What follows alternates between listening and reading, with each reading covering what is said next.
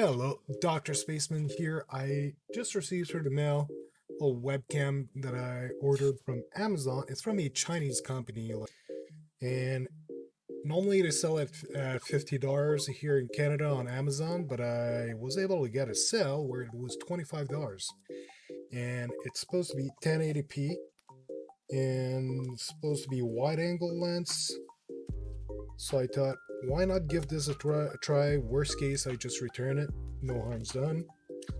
So I'll get this open right away.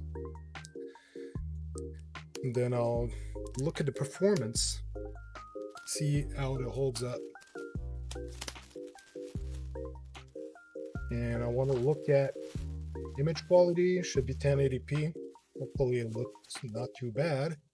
And also like the colors, how they pop out and all that. So HD 1080p, almost too much light with my lamp.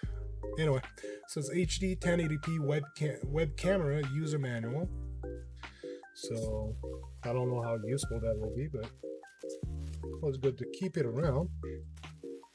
And with it comes, what is that device?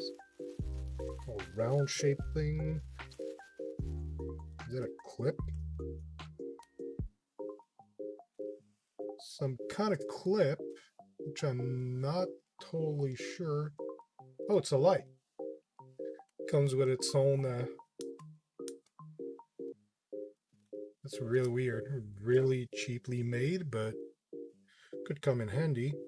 And a very minuscule wire. It's like micro USB, but micro wire. Not even a foot long. Oh, I'm guessing that's to recharge the light. Because it has its own wire, which seems to be the correct length to be functional. And that's the camera itself. Layhat 8 webcam. So sorry about this. Whoa. So that's the second webcam. Clearly brightness way too high. But it's stuff that can be adjusted. Figure video.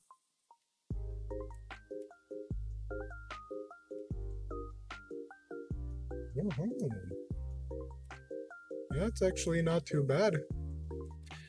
Hey, so I've been toying around with the brightness setting and the gamma correction on the camera, and as you can see, the setting I got looks fairly good. It does go out of focus once in a while for some reason, but it's not too bad, and it doesn't take long for it to come back into a good focus.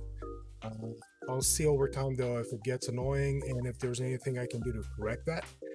But all in all though, I'm very impressed by the quality of the camera. The resolution seems to be 1080p without any problem.